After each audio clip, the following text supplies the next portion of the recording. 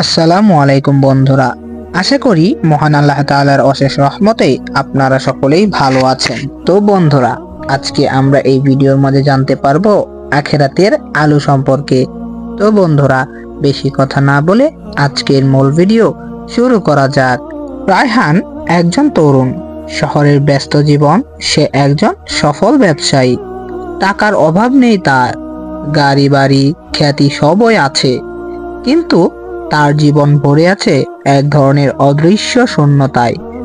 মাঝে মাঝে রাতে নিস্তব্ধতার সে ভাবে, এত কিছু থাকার পরও কেন যেন কিছু নেই।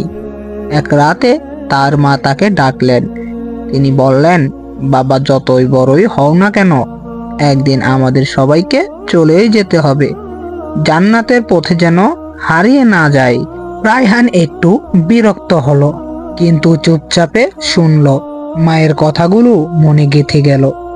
একদিন এক দুর্ঘটনায় রায়হান মারাত্মকভাবে আহত হলো।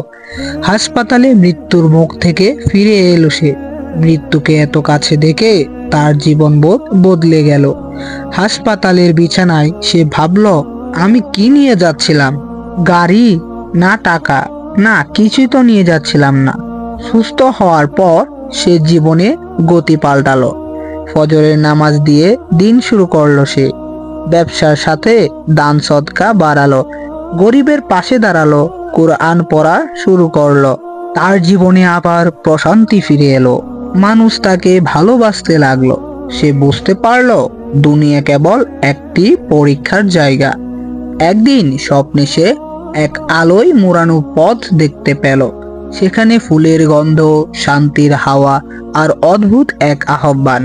হে নাফসে মুতমাইন্না, ফিরে এসো তোমার প্রভুর দিকে। তুমি সন্তুষ্ট এবং প্রভু তোমাতে সন্তুষ্ট। সে কেঁদে উঠল।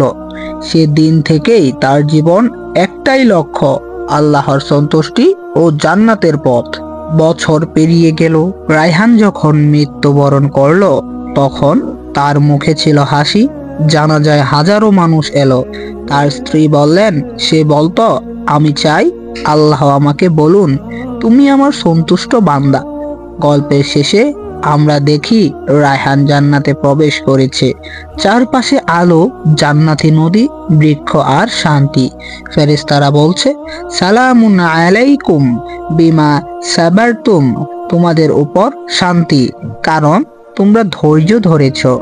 এই গল্পটি আমাদের শেখায় যে জীবনে প্রকৃত উদ্দেশ্য হলো আল্লাহ তাআলার সন্তুষ্টি অর্জন।